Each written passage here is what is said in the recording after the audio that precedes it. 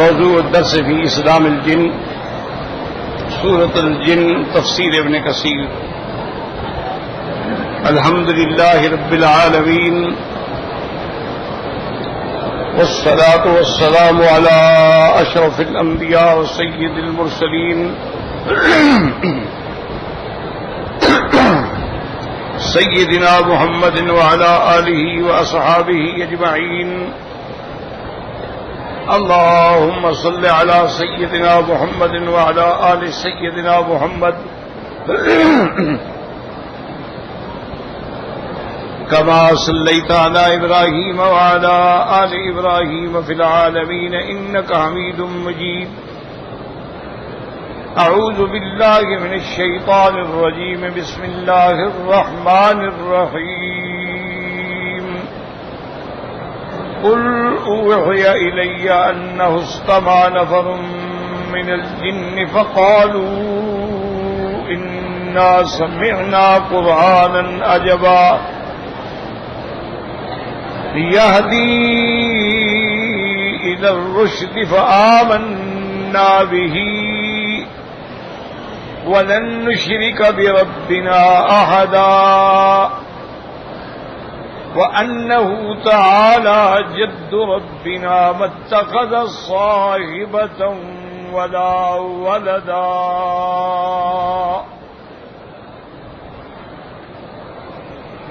وأنه كان يقول سفيهنا على الله شططا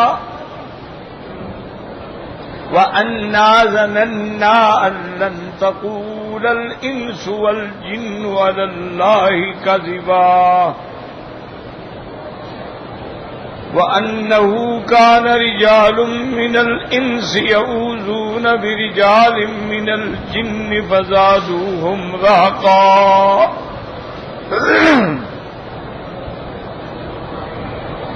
وأنهم ظنوا كما ظننتم أن لن يبعث الله أحدا.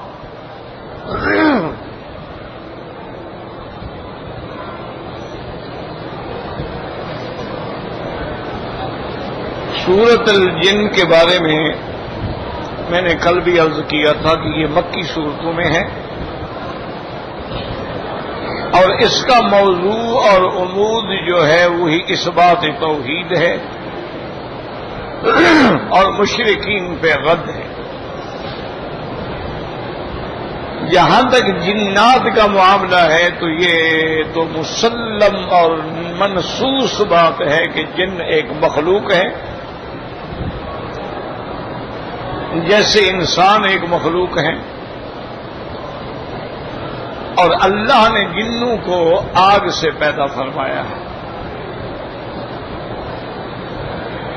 اور اسی طرح یہ بھی مسلم بات ہے قرآن سے ثابت ہے کہ جنات میں مسلمان بھی ہیں کافر بھی.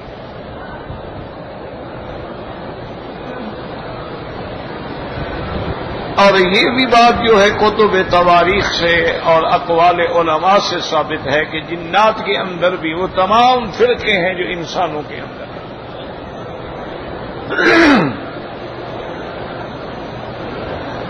اب مسئلہ یہ ہے کہ یہ سورت مبارک کے جو واقعہ ہے یہ واقعہ کہاں پیش آیا.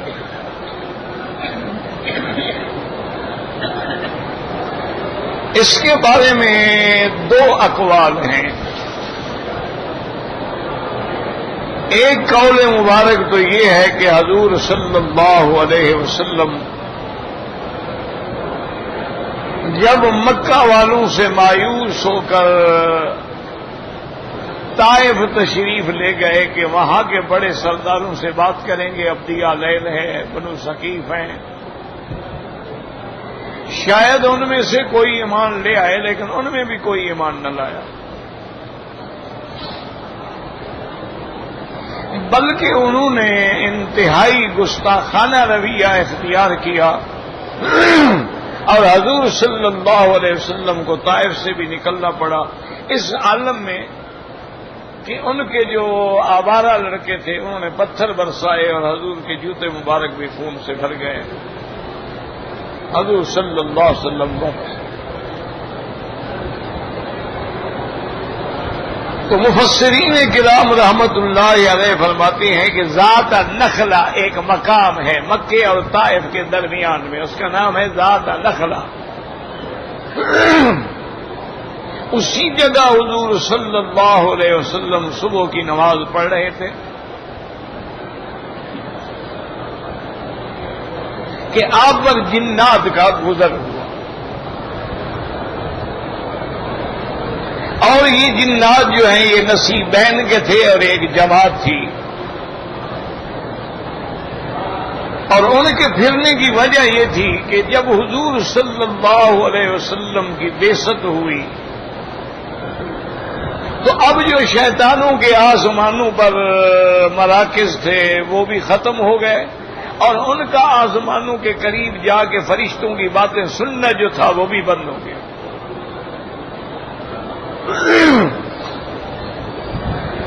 پہلے جنات یہ کرتے تھے کہ آسمانوں کے قریب انہوں نے خلا کے اندر اپنے اسٹیشن بنائے ہوئے تھے، اور جب ملائکہ کو اللہ کا حکم ہوتا اور ملائکہ پھر آپس میں اس اللہ کے حکم پر بات کرتے تھے یہ سن لیتے،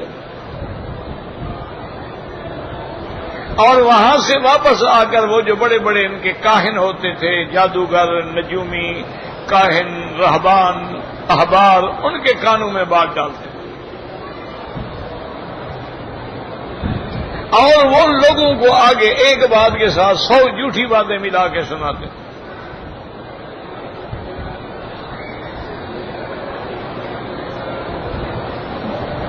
اب جب حضور صلی اللہ علیہ وسلم کی بعثت ہوئی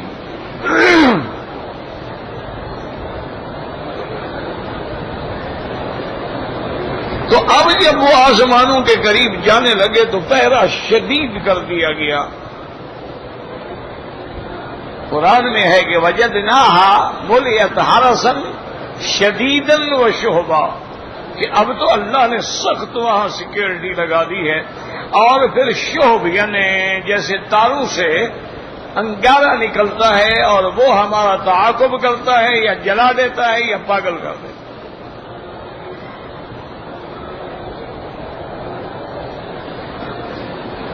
اور وہ سارے حیران ہو گئے کہ انا لا ندری، ہمیں پتہ نہیں یہ کیوں ہو رہا ہے، پہلے تو ایسا نہیں ہوا۔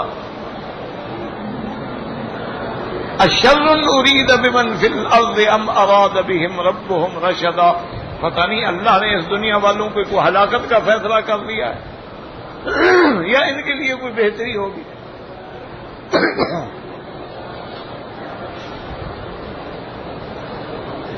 تو جنوں نے جب اپنے سردار جو تھا ان کا ابلیس ان کو بتلایا کہ جی اب تو ہم نہیں جا سکتے، اب تو ہم خبریں نہیں لا سکتے،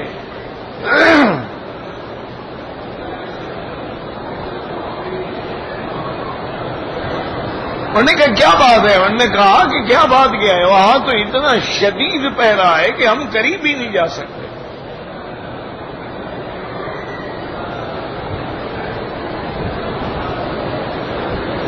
اس کو قرآن پاک نے دوسرے مقام پہ بھی بیان فرمایا ہے کہ انا زینا السماء الدنیا بمصابیح وجعلناها رجوما للشیاطین، کہ ہم نے آسمان دنیا کو زینت بخشی ہے تاروں سے، اور ان کو ہم نے شیطانوں کے مارنے کے لیے بھی رجم بنایا ہے۔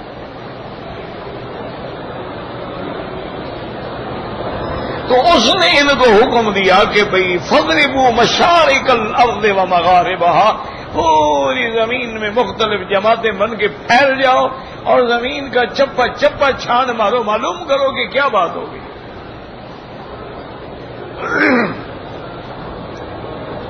تو یہ جماعت بھی انہوں میں سے تھی جو ڈھونڈتے ہوئے پھر رہے تھے کہ کیا واقعہ ہو گیا۔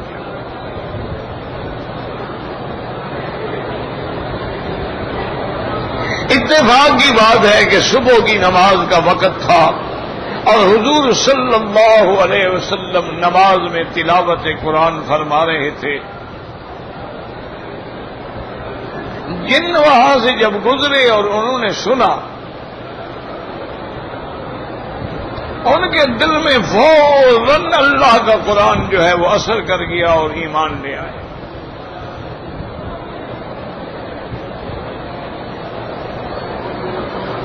تو یہ ذات نخلا کا واقعہ ہے. اور بعض مفسرین فرماتے ہیں کہ سو کے اکاز کا واقعہ ہے.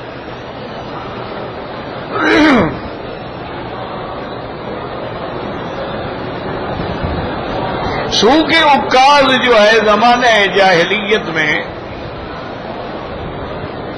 موسم کے اعتبار سے بڑے بڑی بازاریں لگ جاتی تھیں، بڑے بڑے تاجر مال لے کے آتے تھے اور وہاں سے پھر اہل مکہ جو ہے تجارت کرتے تھے، سامان لیتے تھے. تو وہ بھی ایک مرکز تھا اجتماع کا. بعض علماء فرماتے ہیں کہ یہ واقعہ وہاں پیش آیا.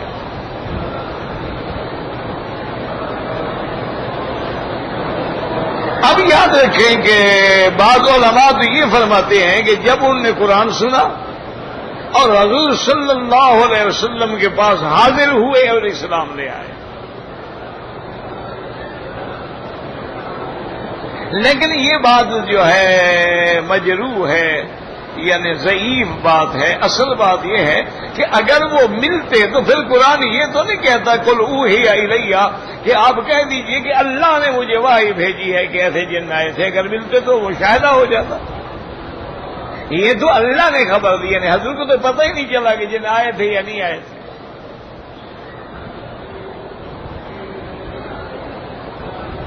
اسی طرح آتا ہے کہ وَإِذْ صَرَفْنَا إِلَيْكَ نَفَرًا مِنَ الْجِنِّ يَسْتَمِعُونَ الْقُرْآنَ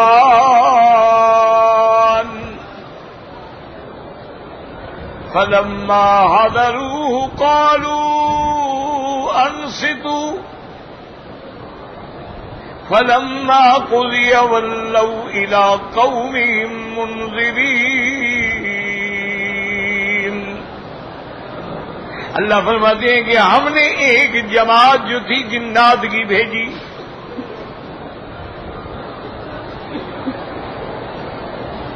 اور یاد رکھیں کہ ہر چیز میں حکمت ہے. اس موقع پر جنات کا آنا جو تھا یہ بھی حضور کی تسلی تھی کہ میرے مدنی آپ قریش کے اور طائف کے لوگوں کے انکار پہ غمگین نہ ہوں. اگر یہ اسلام نہیں لے آئیں گے ہم تو جنات کو بھی مسلمان کر دیں گے.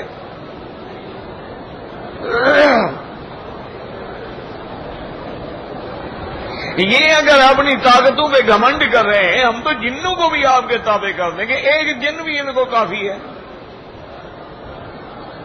اس لیے آپ غم نہ کریں.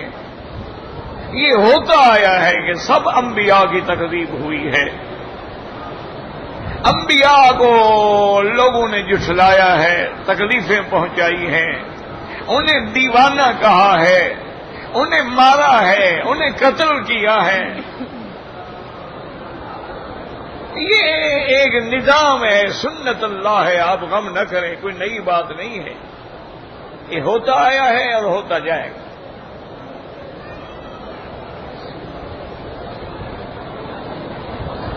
اسی لیے علماء اسلام نے اپنے تجربے سے ایک بات لکھی ہے کہ جس عالم کا کوئی دشمن نہ ہو یا جس جماعت کا کوئی مخالف نہ ہو سمجھو وہ حق پہ نہیں ہے.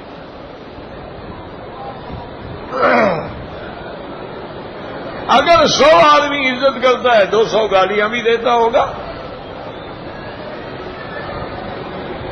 اور جس آدمی یا جماعت کی مخالفت ہی نہ ہو اس کا معنی ہے کہ وہ حق والے نہیں ہیں. اگر حق والے ہوتے تو مخالفت لازمی بات تھی. جب انبیاء کی مخالفت ہوئی ہے تو پھر ان کا کیا مقام ہے کہ مخالفت نہ ہو. جب انبیاء کو صحابی کہا گیا تو ان کو بھی وہابی کہا جائے گا.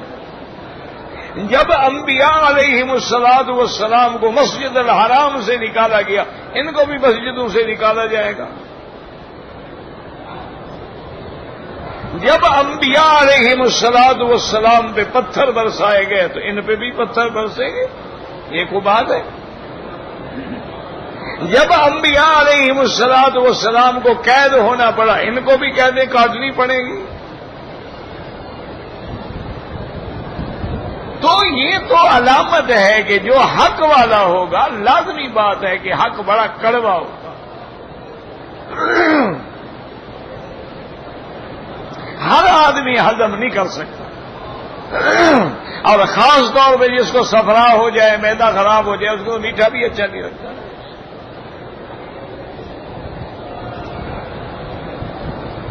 تو اس لیے علماء فرماتے ہیں کہ حضور صلی اللہ علیہ وسلم کو پتہ نہیں چلا، اللہ نے وحی کے ذریعے خبر۔ اس آیت مبارک میں ہے کہ جب جن آئے، انہوں نے کہا بھائی چپ کرو چپ کرو، سنو تو صحیح نا آپ کیا پڑھ رہے ہیں۔ جب انہوں نے غور کر کے سنا تو بس فوراً اسلام اندر آ گیا۔ یہاں لفظ کہتے ہیں قالوا یا قومنا انا سمعنا قرآنا عجبا۔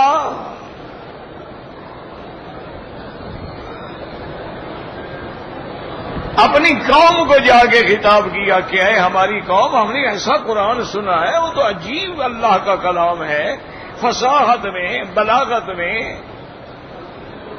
اخبار میں، وعد میں، وعید میں، تبشیر میں، تنذیر میں، وہ تو کوئی عجیب کتاب ہے کہ تمام عالم کے واقعات کو اللہ نے قرآن کے اندر بند کر دیا ہے،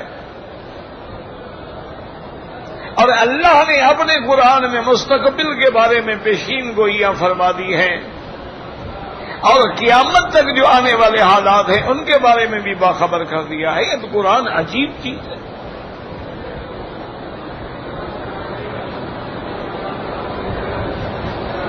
اور یہ حقیقت بھی ہے، یاد رکھیں کہ قرآن پاک جو ہے یہ اللہ کا کلام ہے، اور یہ ایسا کامل مکمل ضابطہ حیات ہے، اور یہ ضابطہ انسانیت ہے کہ اگر آج انسان اللہ کے قرآن کو پکڑ لیں تو ساری دنیا سے فساد ختم ہو جائے۔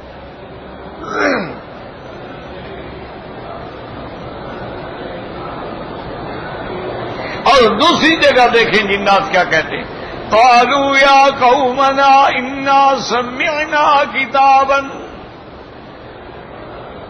انزل من بعد موسى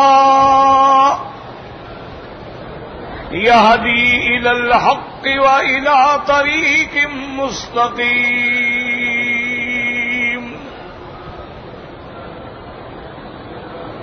انہوں نے جا کے اپنی قوم سے کہا کہ اے ہماری قوم، ہم نے ایسی کتاب سنی ہے، چونکہ قرآن کو کتاب بھی کہا گیا، قرآن بھی کہا گیا، قرآن کلام اللہ بھی ہے، قرآن بھی ہے، کتاب بھی ہے، ذکر بھی ہے، موعظہ بھی ہے، عبرت بھی ہے، ہدایت بھی ہے، رحمت بھی ہے، شفا بھی ہے۔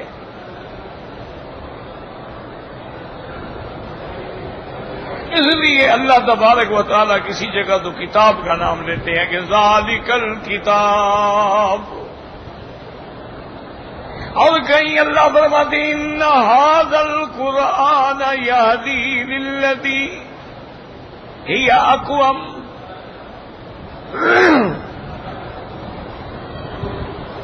اور کسی جگہ اللہ فرماتے ہیں وَإِنَّهُ لَذِكْرٌ لَكَ۔ اور انہوں نے کہا کہ ہم نے ایک ایسی کتاب سنی ہے کہ جو موسیٰ علیہ السلام کے بعد سنی ہے۔ اب علماء نے فرمایا کہ دیکھو جنات بھی کتنے سمجھدار تھے، انہوں نے کتاب موسیٰ کا حوالہ تو دیا ہے علیہ السلام، کتاب عیسیٰ علیہ السلام کا حوالہ نہیں دیا۔ انہوں نے یہ نہیں کہا کہ ہم نے کتاب سنی ایسی جیسے عیسیٰ علیہ السلام سے سنی تھی، میں کہا نہیں، کتاب من بعد موسیٰ۔ وجہ کیا تھی کہ عیسیٰ علیہ السلام کی کتاب انجیل جو ہے وہ تو کتاب نہیں ہے کامل مکمل، اس میں تو مناجات ہیں، عبر ہیں، امثال ہیں، اصل کتاب تو تورات ہے۔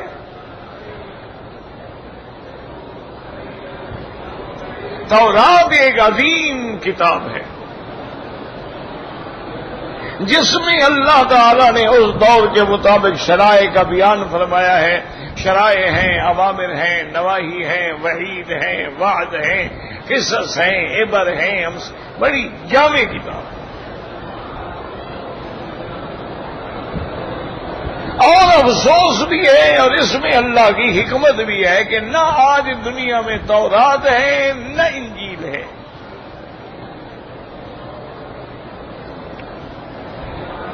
یہ عیسائی جو دعویٰ کرتے ہیں کہ ہمارے پاس انجیل ہیں، ان کے اپنے دعوے کے مطابق 4 انجیل ہیں۔ انجیل متی ہے، انجیل لوکا ہے، انجیل یوحنا ہے۔ ان کا ایک انجیل نہیں ہے۔ وہ کہتے ہیں یہ صحیح ہے، وہ کہتے ہیں یہ صحیح ہے۔ اور یہ تو یعنی حضرت عیسیٰ علیہ السلام کے آسمان میں جانے کے بعد ان کے ماننے والوں نے لکھا ہے۔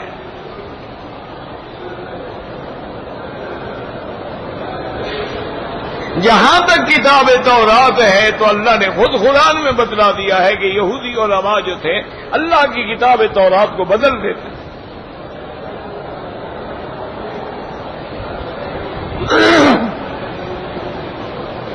کسی بڑے آدمی سے گناہ ہو گیا فتویٰ بدل دیا، کسی غریب سے گناہ ہو گیا سزا دے دی۔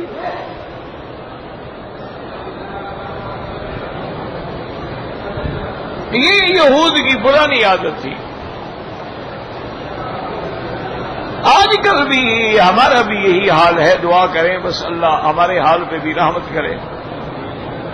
آج بھی دنیا میں بہت کم علماء رہ گئے ہیں جو حق کہتے ہیں، ورنہ تو یہ عالم ہے کہ جیسا ماحول ہے ویسی بات کہہ دیں گے۔ کسی غریب آدمی کی عورت بغیر پردے کے جا رہی ہو تو مولوی کا بلڈ پریشر جو ہے 200 پر شوٹ کر جاتا ہے، اور کسی بڑے آدمی کی بیوی بے پردہ ہو تو مجھ سے ساتھ بیٹھ کے ماشاءاللہ ڈشز وصول کر کے کھانے کھا رہے ہوتے ہیں۔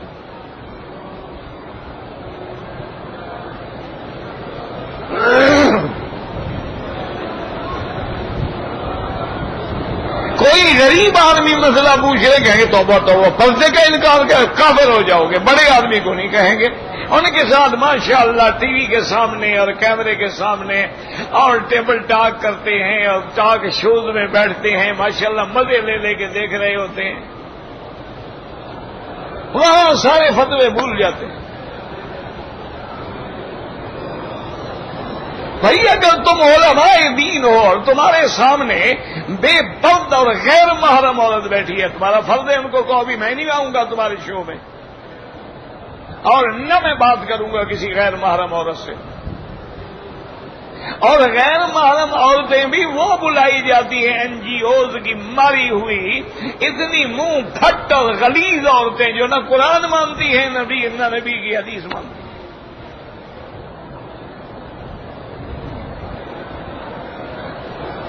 بھائی علماء کو اپنے علم کی لاج رکھنی چاہیے۔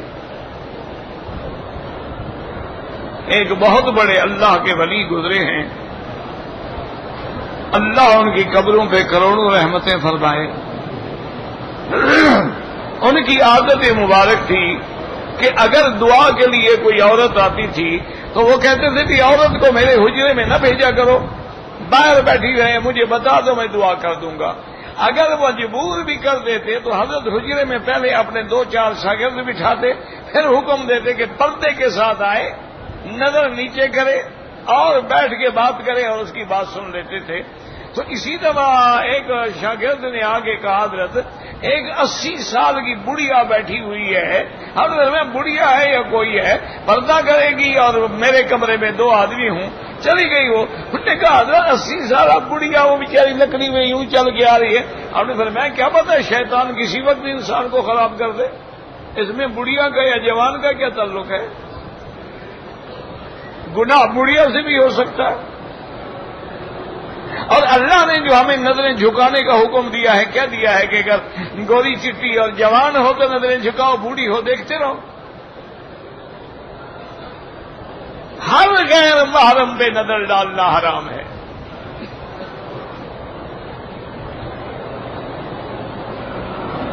تو اب بھی ہمارا حال جو ہے نا، یاد رکھیں، یہی ہمارے اپنے خود یعنی پرانے دور کی بات ہے. نواب آف بہاولپور سر صادق محمد خان عباسی، اللہ اس کی قبر پہ رحمت فرمائے، آخر میں ویسے بھی بڑے علماء کے قدر کرنے والے تھے، اور آخری زندگی میں تو ماشاءاللہ نواب صاحب نے ہر چیز چھوڑ دی تھی، دین، نماز، روزہ، داڑھی. وہ حج پہ تشریف لے آئے تو پورا بہی جہاز آیا بھرا ہوا سارا سامان کا، گاڑیوں کا. نواب تھا. اچھا، جتنے دن جہاز سے اترے، مکہ مکرمہ میں آئے، مدینہ پاک میں گئے، پھر مکہ مکرمہ میں آئے اور حج کیا، اور جو ہے یہ جو پیریڈ گزرا نا، مہینہ سوا مہینے کا، اس زمانے میں اتنا وقت لگتا تھا، تو داڑھی شیو وغیرہ نہیں کرائی. اب جب واپس گئے، جہاز میں جانے لگے، تو ان کے ساتھ ایک مولوی بھی تھے، میں نام نہیں لیتا، بہت بڑے عالم تھے، بہت بڑا عالم تھا، یعنی ہم اس کے جوتیوں میں بیٹھنے کے بھی قابل نہیں. بہت بڑے عالم تھے ماشاءاللہ، لیکن طبیعت میں مداہنت تھی. ان کو بلایا اور کہا کہ مولانا میرے لیے مشکل ہے، میں نے تو مکے مدینے میں اور حضور صلی اللہ علیہ وسلم کے احترام میں یہ مہینہ ڈیڑھ مہینہ شیو نہیں کرائی کہ چلو بھی کچھ تو شکل داڑھی والوں کی بن جائے، لیکن اب میں اپنے ملک میں جا رہا ہوں اور میں نواب ہوں اور وہاں میری جو صورت تھی وہ بغیر داڑھی کے تھی، کیا گنجائش ہے کہ میں داڑھی منڈوا لوں؟ تو مولوی صاحب نے کہا کہ ہاں، بادشاہوں کے لیے کچھ رعایات ہوتی ہیں. صاحب نے کہا ٹھیک ہے مولوی صاحب آپ جائیں. داڑھی تو منڈوا لی نواب صاحب، لیکن اس کے بعد کہا مولوی صاحب کے بارے میں کہ ان مولوی صاحب کو کہیں کہ ساری زندگی کبھی میرے سامنے نہ آئے. یہ میرے لیے شریعت اور ہے اور غریبوں کے لیے شریعت اور ہے.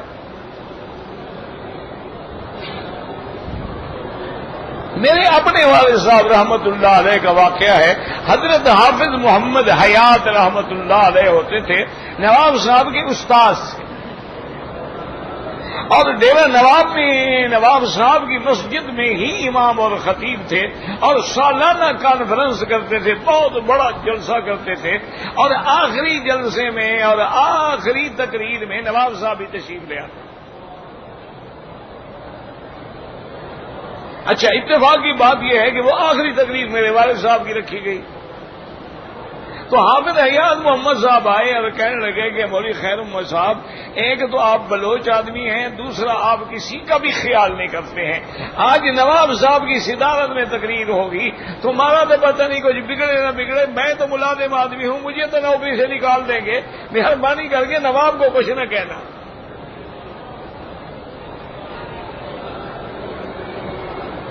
صاحب چپ کر گئے. ساتھی تھے وہ، مولانا حیات صاحب بڑے عالم تھے. اب جب تقریر کا وقت آیا تو نواب صاحب بھی صدارت پہ بیٹھے تھے، اور نواب صاحب نے اس زمانے میں وہ جو ہیٹ ہوتا ہے نا، انگریزی ہیٹ ہوتے ہیں نا جی، آگے بھی بڑا ہوتا ہے پیچھے بھی بڑا ہوا ہوتا ہے، یہ اصل میں دھوپ کے لیے استعمال کیا جاتا ہے کہ بھی آگے دھوپ اثر نہ کرے اور پیچھے گردن پہ بھی دھوپ اثر نہ کرے، سن اسٹروک نہ ہو جائے. وہ نواب صاحب نے وہ ہیٹ پہنا ہوا تھا. یہ عجیب چیز، حضرت تھانوی رحمت اللہ علیہ کے بھائی تھے اور وہ انجینئر تھے. حضرت تھانوی رحمت اللہ علیہ ٹانگے پر تشریف لے جا رہے تھے اسٹیشن کی طرف، اور بھائی اسٹیشن سے آ رہے تھے گھر کی طرف. دونوں نے دیکھا، ٹانگے روکے، اترے، اور وہ انجینئر سے سر پہ ہیٹ پہنا ہوا تھا. ان نے جلدی سے ہیٹ اتارا اور حضرت تھانوی نے گلے لگا، بھائی تھے. اور اس کے بعد حضرت تھانوی نے مسکراتے ہوئے فرمایا کہ بھائی صاحب، انگریز کی ٹوپی میں اور برائی ہو نہ ہو، دو دلوں کو ملنے نہیں دیتی. ہیٹ پہنا ہوا مل سکتے ہو، منہ میں نہیں لگے گا، ہیٹ اتارنا پڑا نا. ورنہ تو منہ میں لگے گا نا. میں اور برائی ہو نہ ہو لیکن یہ دو دنوں کو کبھی ملنے نہیں دیتے. خیر والد صاحب نے تقریر شروع کی. خطبہ پڑھنے کے بعد والد صاحب نے تقریر ہی یہیں سے شروع کی کہ ساری زندگی عام لوگوں کو تقریر کرنے کا موقع ملتا ہے. آج میری زندگی کا پہلا موقع ہے کہ مجھے نواب بہاولپور کو بات کہنے کا موقع ملتا ہے. سب سے پہلے تو میں حیران ہوں کہ ہمارا نواب ہے، مسلمان ہے، عباسی خاندان سے تعلق رکھتا ہے، اتنا بے حیا ہے کہ قرآن کی مجلس میں انگریزی ٹوپی پہن کے بیٹھا ہوا ہے.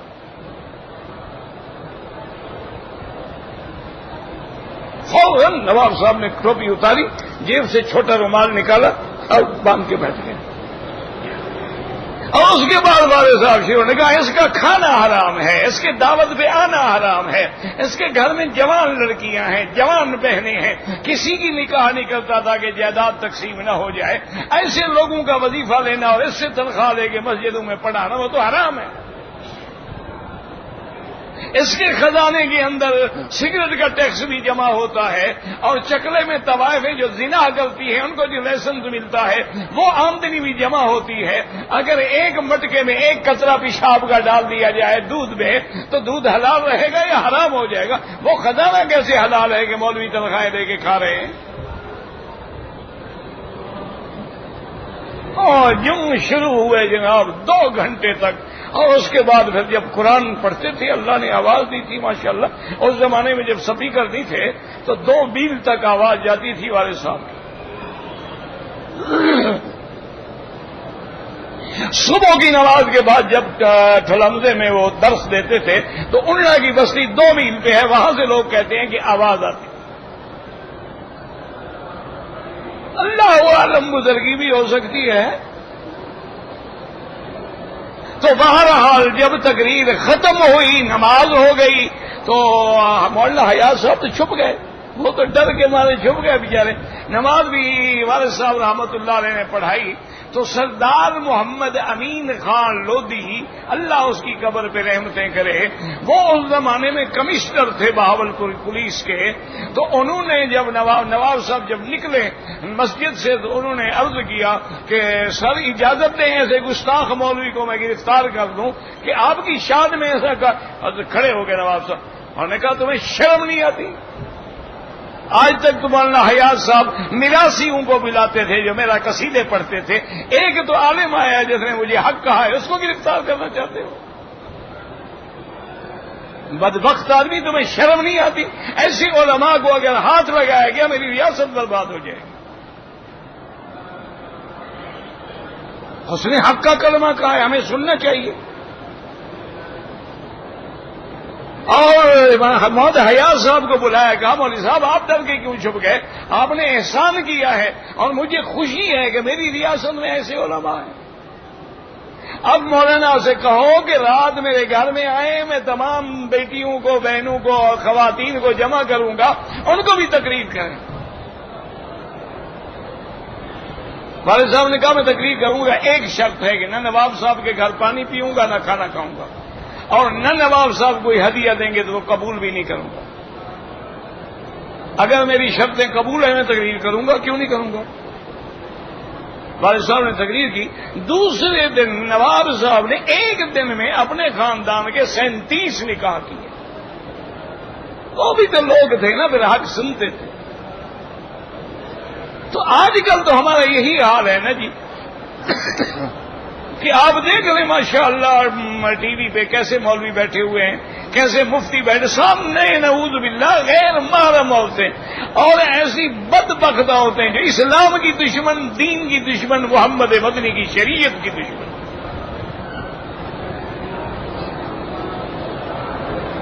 جو حقوق نسواں پر برملا کہتی ہیں. جی عورت پہ پابندی کا کیا مطلب ہے؟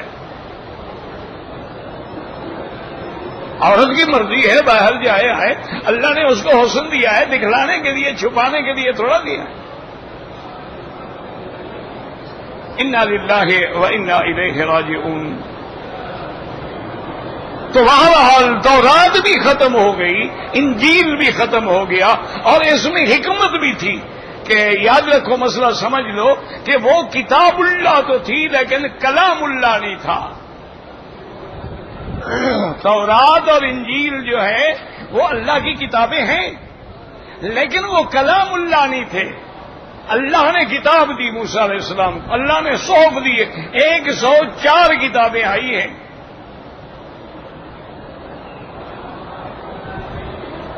وہ کتابیں ملی ہیں. یہ شان قرآن کی ہے کہ یہ کتاب اللہ بھی ہے اور کلام اللہ بھی ہے. اللہ نے خود پڑھا جبریل پہ اور جبریل نے پڑھا محمد الرسول اللہ پہ.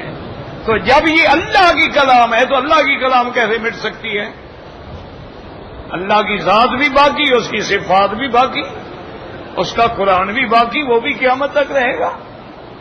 تو اس لیے ساری کتابیں تو ختم ہو گئی لیکن اس لیے جنہوں نے بھی یہی کہا انا سمعنا کتابا انزل من بعد موسیٰ.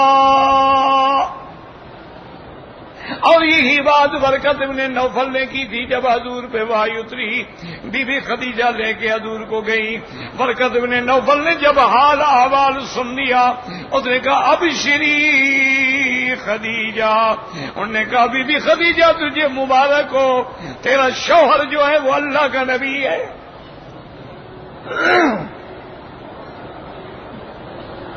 اور آپ نے جو بتلایا ہے کہ ایسے فرشتہ اترا تھا, ھذا الناموس الذی کان ینزل علی موسیٰ, یہ وہی فرشتہ ہے جو موسیٰ علیہ السلام پہ بھی اترتا تھا.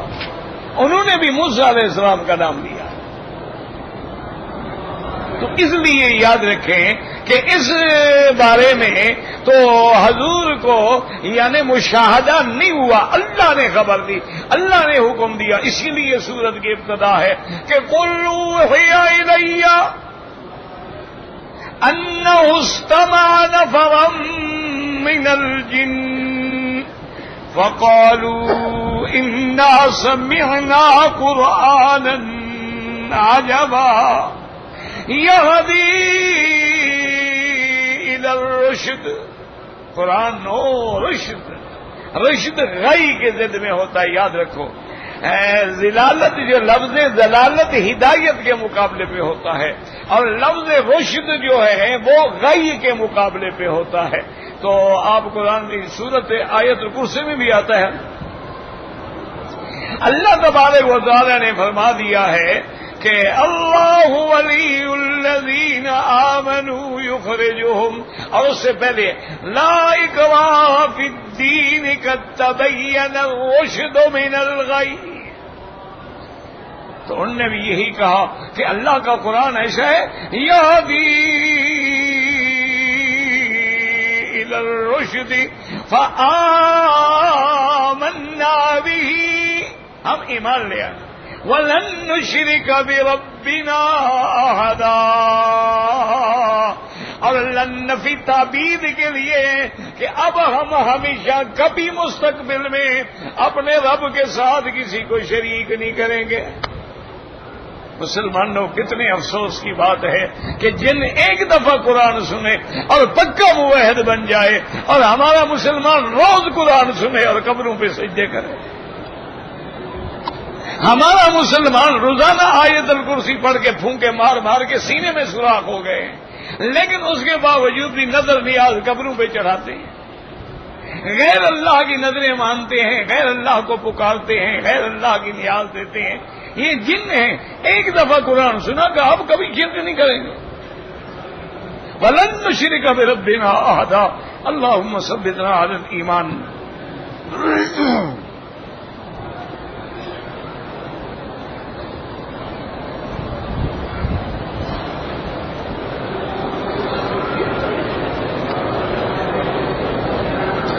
پہلی گزارش یہ ہے کہ امام بخاری رحمت اللہ علیہ کے بارے میں یہ ادب ہے, یہ بدعت نہیں. بات سمجھو, ادب یہ ہے کہ ہم قرآن پاک کو اونچے مقام پہ رکھیں. ادب یہ ہے کہ ہم قرآن پاک کو بغیر وضو ہاتھ نہ لگائیں. ادب یہ ہے کہ ہم قرآن پاک کو جنابت میں، حیض میں، نفاس میں ہاتھ نہ لگائیں، یہ آداب ہوتے ہیں، اس کو ادب کہا جاتا ہے۔ یہ امام بخاری کا حضور کی حدیث سے ادب تھا، یہ بدعت نہیں۔ یعنی سرکار دو عالم کے حدیث مبارک لکھنے کے لیے آپ غسل فرماتے تھے اور 2 رکعت نماز پڑھتے تھے اور پھر ایک حدیث لکھتے تھے۔ یہ کیا بدعت ہے بھائی؟ تم بھی روزانہ 2 رکعتیں پڑھ کے حدیث لکھا کرو، کس نے منع کیا ہے؟ یہ تو آداب ہیں۔ اسی لیے امام مالک رحمت اللہ علیہ بھی ساری زندگی انہوں نے مدینہ منورہ کے حدود حرم میں کبھی سواری پہ نہیں بیٹھے۔ یہ کوئی حکم تو نہیں شریعت کا، یہ ادب تھا کہ جس مقام پہ حضور کے قدم لگے ہیں میں سواری پہ کیسے سوار ہو جاؤں، یہ ادب ہے۔ اور اسی طرح امام مالک رحمت اللہ علیہ کی یہ عادت مبارک تھی کہ اگر کوئی فقہی مسئلہ پوچھتا کھڑے کھڑے جواب دے دیتے، اگر کوئی حدیث پوچھتا تو کہتے بیٹھ جاؤ۔ وہ بیٹھتا، گھر جاتے، کپڑے پہنتے، پگڑی سر پہ رکھتے، عطر لگاتے، آ کے اونچی مسند پہ بیٹھتے، پھر کہتے بھی اب حدیث رسول اللہ سنو۔ یہ ادب تھا، یہ مقام ادب ہوتا ہے۔ جیسے کہ صحیح حدیث میں آتا ہے کہ ایک جب غار میں آدمی پھنس گئے تو ایک نے کہا کہ یا اللہ آپ جانتے ہیں میرے والدین بوڑھے ہیں، میں ان کو روزانہ دودھ پلاتا ہوں، رات کو دیر ہو گئی، میں آیا والدین سو گئے، میں دودھ کا پیالہ لے کے کھڑا رہا، ساری رات گزر گئی، جب اٹھے تو پلایا۔ تو یہ شریعت کا حکم تو نہیں تھا، یہ ادب ہے۔ ہاں کوئی اپنے والدین کا بے حیا اور بے ادب ہو تو اس کو مسئلہ کون سمجھائے؟ بدعت کا معنی ہوتا ہے کہ جو چیز قرآن و حدیث میں نہیں ہے، اجماع میں نہیں ہے، دین میں نئی بات گھڑی گئی ہے۔ جیسے تم نے میلاد گھڑا ہوا ہے، اذان سے پہلے صلاۃ و سلام گھڑے ہوئے ہیں، یہ بدعت ہے۔ اب یہ مانا تو نہیں کہ بھی حدیث رسول کی ادب بھی نہ کریں۔ ہمارے اپنے اساتذہ میں ہم نے دیکھا ہے کہ حدیث رسول پر یعنی بخاری شریف ہے، مسلم شریف ہے، سنن ہے، مراسیل ہیں، ان کے اوپر کوئی اور کتاب نہیں رکھتے تھے، کہتے حدیث رسول کی بے ادبی ہے۔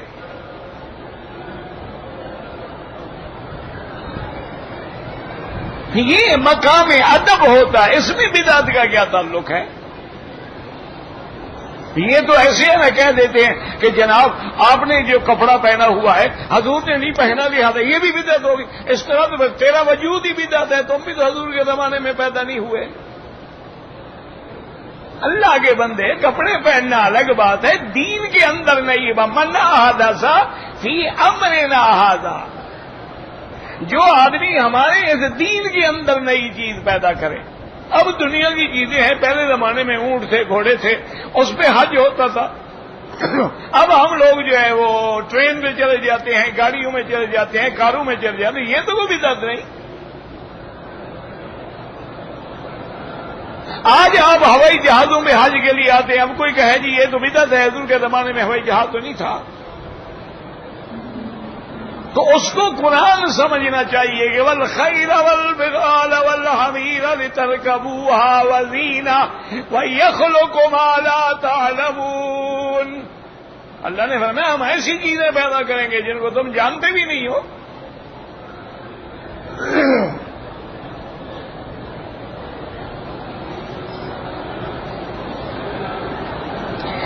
کہتے جی کہ امام ابو حنیفہ رحمت اللہ علیہ کے نزدیک طواف کی 2 رکعتیں جو ہیں اذان مغرب کے بعد نہیں، وہ فرماتے ہیں نماز مغرب کے بعد پڑھے۔ امام صاحب کے نزدیک یہ ہے کہ اذان مغرب کے بعد بالکل تاخیر نہ کیجیے، فوراً جماعت کھڑی کرو۔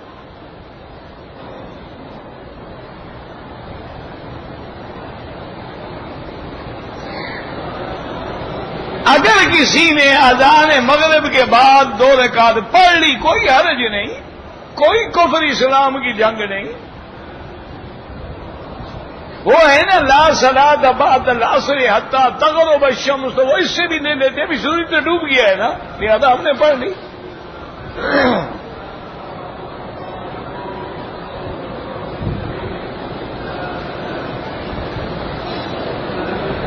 میں مکے شریف سے باہر رہتا ہوں، عمرے کی نیت سے احرام پاک حرم آیا، طواف کیا، فارغ ہو گیا، احرام بھی نہیں باندھا، تو آپ عمرہ دوبارہ کریں ورنہ دم پڑ گئی. آیا عمرے کی نیت سے، نہ احرام باندھا ہے تم نے، نہ عمرہ کیا ہے، طواف کیا، چلا گیا.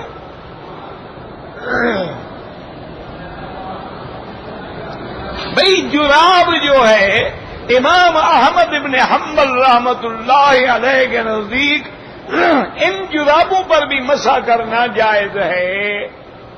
امام ابو حنیفہ فرماتے ہیں کہ خفین پہ مسح ہوتا ہے، جو چمڑے کے موزے بنے ہوئے ہیں، یا جراب ہے منعل ہے، اس کے نیچے بڑا موٹی تا ہے جس سے بندہ چل سکتا ہے، اور اس سے پانی اندر بھی سرایت نہیں کرتا، اس سے عمل کریں. تو اگر دیکھا جائے تو ٹھنڈے دل سے سوچ لیں کہ حضور کے زمانے میں جن جرابوں پہ مسح ہوتا تھا وہ کیسی تھی، جیسی تھی ان پہ اب بھی کرو.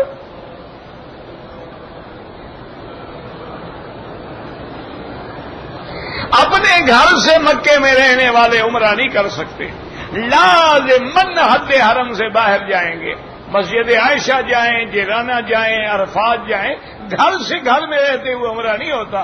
عمرے کے اندر ہل بھی ہو اور حرم بھی ہو.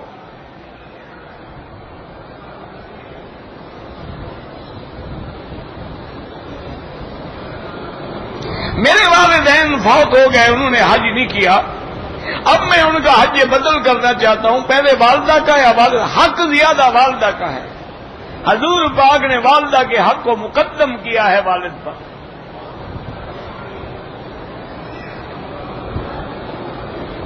صحابہ کرام کے زمانے میں لونیاں رکھنے کا رواج تھا، وہ تو جی قرآن نے فرمایا تھا ما ملکت ایمانکم، صحابہ کا رواج تو نہیں تھا، وہ تو حکم خداوندی تھا.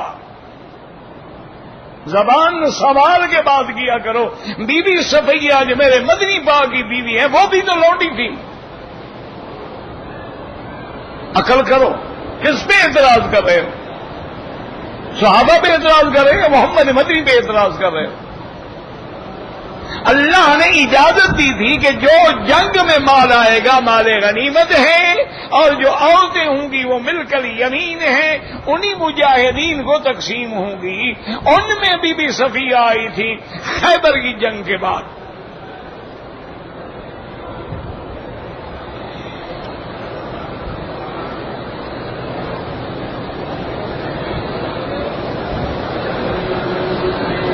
میں نے احرام اسلام آباد ایئرپورٹ سے باندھا، لیکن پاؤں میں بوٹ رہے، کوئی حرج نہیں، وہ دم نہیں پڑتا.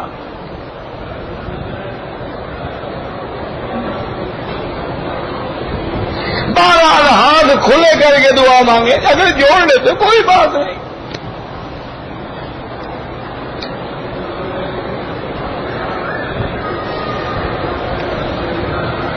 کہتے جی کہ یہاں کارپٹ جو ہیں ان میں جو پھول ہیں اصل میں کچھ شکلیں بنی ہوئی ہیں، ہمیں تو پھول نظر آتے ہیں، تمہیں شکلیں نظر آتی ہوں، تیرے اندر جو شکلیں ہیں یہاں بھی وہی نظر آتی ہیں.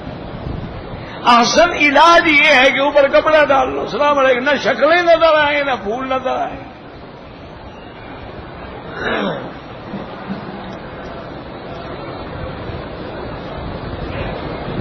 میرے بھائی طواف نفلی اپنے لیے کریں، پھر دعا کیا کریں اللہ اس کا ثواب بنا کو عطا فرما. غیر مسلموں کی تقریبات میں شرکت نہ کی جائے.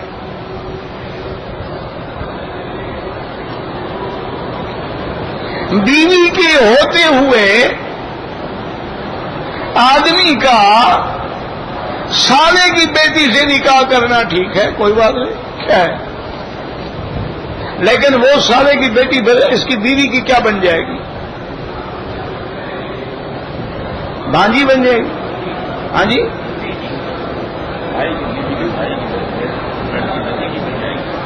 اچھا بہرحال نکاح تو ہو سکتا ہے.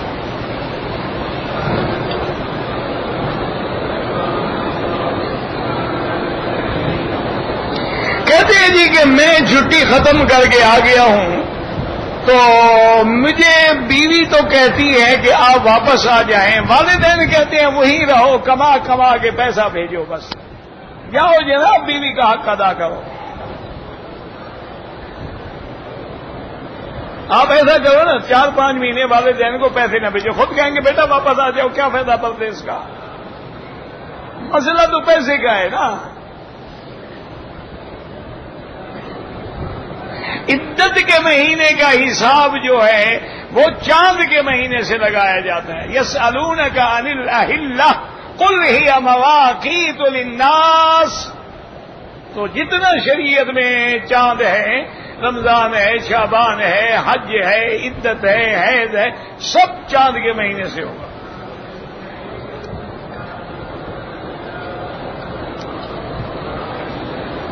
بہرحال اگر امام بدعتی ہے اس کے پیچھے نماز نہ پڑھیں، اپنی جماعت کریں.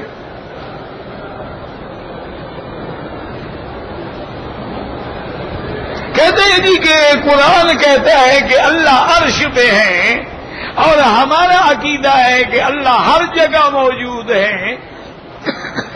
یہ دونوں باتیں ٹھیک ہیں، کوئی غلط نہیں.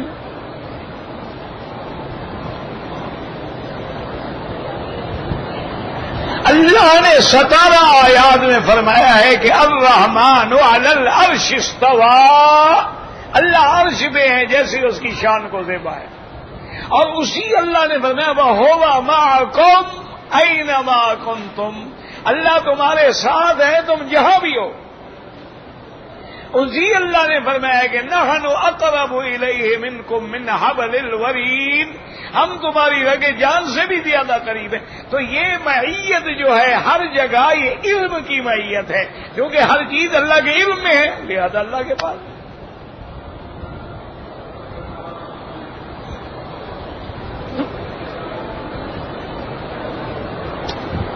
میں انڈیا سے آ رہا ہوں رمضان المبارک میں، تو میں احرام آپ انڈیا ایئرپورٹ سے باندھ کے آئے.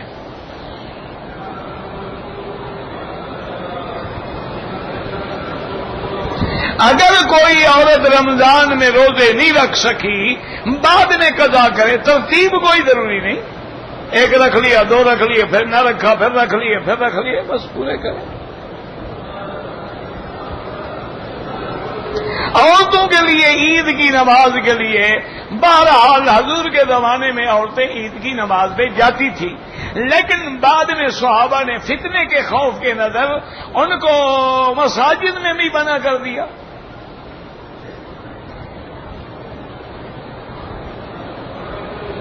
کہتے جی کہ حدیث مبارک میں ہے کہ جس نے رمضان المبارک میں عمرہ کیا ہے اس کو ایسا ثواب ملے گا جیسے اس نے میرے ساتھ حج کیا ہو.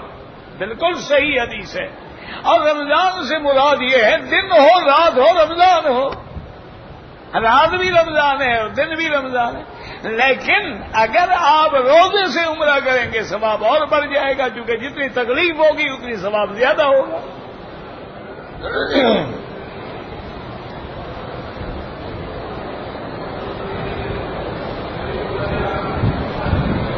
میں ہر سال رمضان میں تنخواہ دیتا ہوں.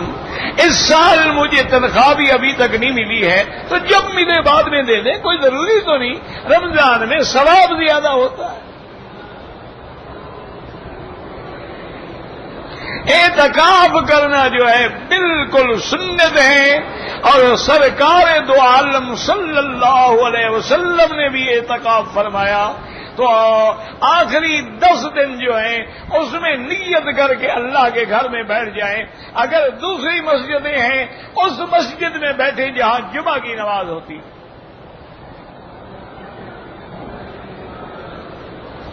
ایک دعا پوری امت کے لیے نہیں ہوتا، دعا پوری امت کے لیے ہوتی ہے.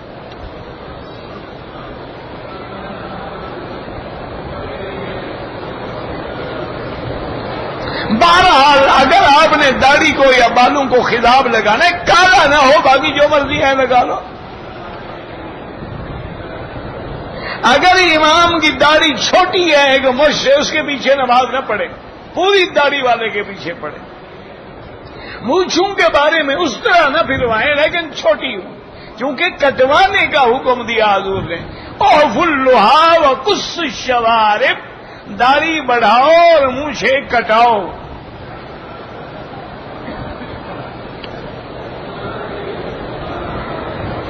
کہتے جی کہ پردے کا حکم ہے تو یہاں عورتیں بغیر پردے کے کیوں ہیں؟ یہاں جو سگریٹیں پیتے ہیں تو سگریٹ حلال ہو گئی، یہاں جو داڑھی منڈاتے ہیں داڑھی منڈانا بھی حلال ہوگی. یہاں کا کیا معنی ہے؟ یہاں جو عورت بغیر پردے پہ ہے اس پر تو اور زیادہ گناہ ہے کہ خدا کے گھر میں آ کر بھی اللہ کے قانون کو توڑ رہی ہے.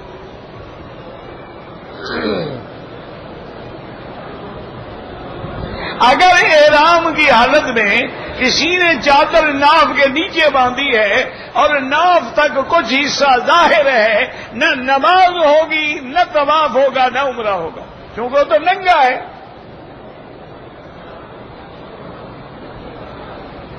اللہ سے کیسے دعا کریں؟ دل سے دعا نکلتی ہے، کیسے کا کیا معنی ہے؟ اللہ کے اسماء کے ساتھ دعا کریں. ہم یہاں نمازیں بھی پڑھتے ہیں، طواف بھی کرتے ہیں، لیکن دل میں وسوسے آتے ہیں تو اچھی بات ہے. آپ کے اندر ایمان ہے تو ڈاکو ڈاکہ مار رہا ہے نا.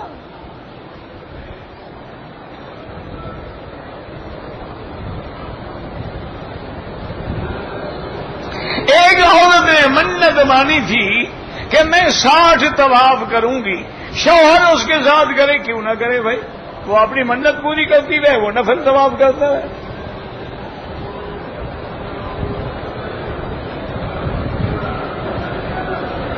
میرے والد صاحب بہت بیمار ہیں، انہوں نے وصیت فرمائی ہے کہ میرے مرنے کے بعد کل شریف ضرور کرنے ہیں. جو وصیت شریعت کے خلاف ہو اس پہ کبھی عمل نہیں کیا جاتا.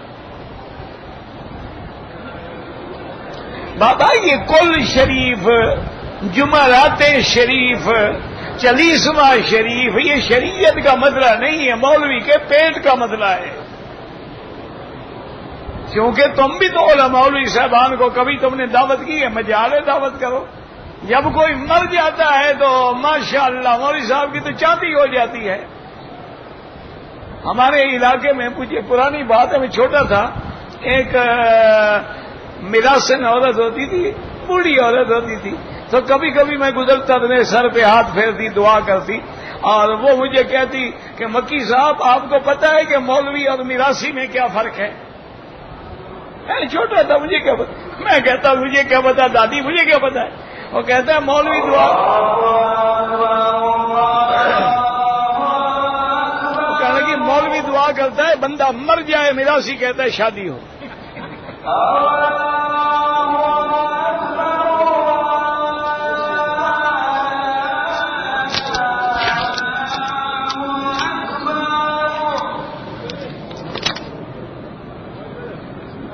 أشهد أن